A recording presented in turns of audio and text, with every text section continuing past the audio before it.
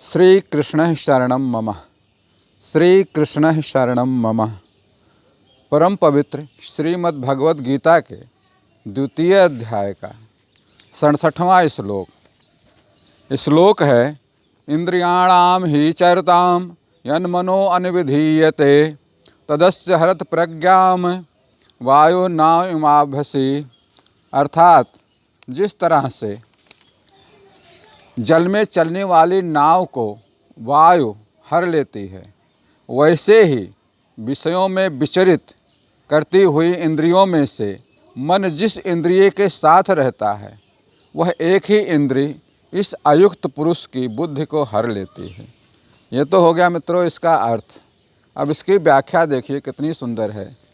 व्याख्या कहती है, राम भजन बिन मिटहि की कामा, राम भजन बिन मिटहि की कामा, थल विहीन तरु कबहु की जामा।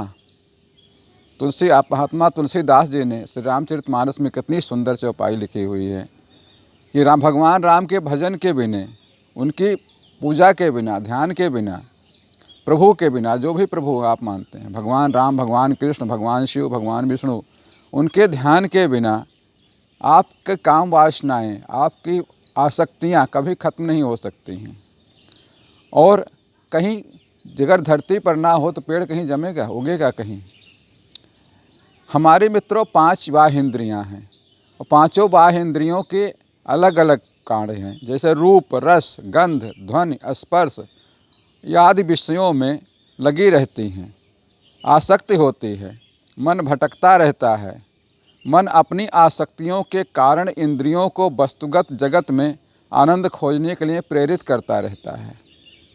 यहाँ पर विचार को स्पष्ट करने के लिए एक उपमा दी गई है कि जिस तरह से पानी का जहाज होता है, पानी का जहाज पानी के ऊपर चलता रहता है, लेकिन कई दफ़ा प्रचंड तूफान आता है, प्रचंड वायु वेग होता है, वो उस जहाज़ को एक किनारे बहा ले जाता है, कहीं एक साइड में बहा ले जाता है। वहाँ एक साइड में क्या होता है, वो जहाज़ टकरा जाता है किसी चट्टान से, क्षतिग्रस्त हो जाता है या विनाश हो जाता है।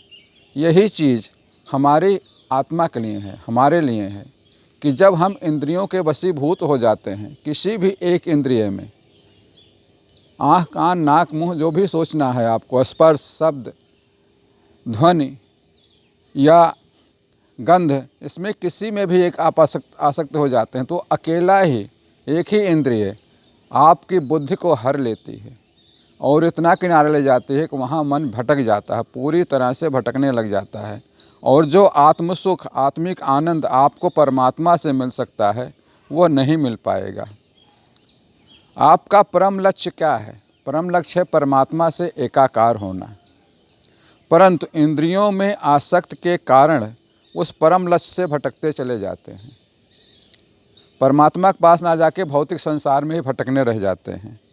जैसे पानी के जहाज़ को प्रचंड वायु लक्ष्य से दूर ले जाती है, वैसे ही आत्मा को परमात्मा से इंद्रियां दूर ले जाती हैं, भटका देती हैं।